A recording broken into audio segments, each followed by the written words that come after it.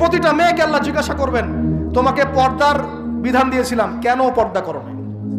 প্রত্যেক মুসলিমকে আল্লাহ জিজ্ঞাসা করবেন, 5 ওয়াক্ত নামাজ ফরজ করেছিলাম, নামাজ পড়ো নাই কেন? ঠিক মতো পড়েছো কিনা?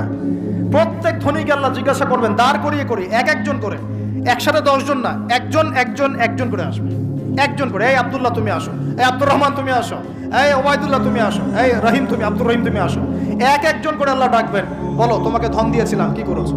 বলো তোমাকে ইলম দিয়েছিলাম, হক আদায় করেছো কিনা? বলো তোমাকে ক্ষমতা দিয়েছিলাম, কি করেছো? আমি জানি না আর কিভাবে ওয়াজ নসিহত করলে মানুষের কলিজার মধ্যে ঢুকতে পারে, আমার জানা নাই। আমি সহ প্রতি ব্যক্তি এই বিচারের সম্মুখীন হবেই হবে ইনশাআল্লাহ। আল্লাহ পাক আমাদের সবার জন্য বিচারটা সহজ করুন এবং এই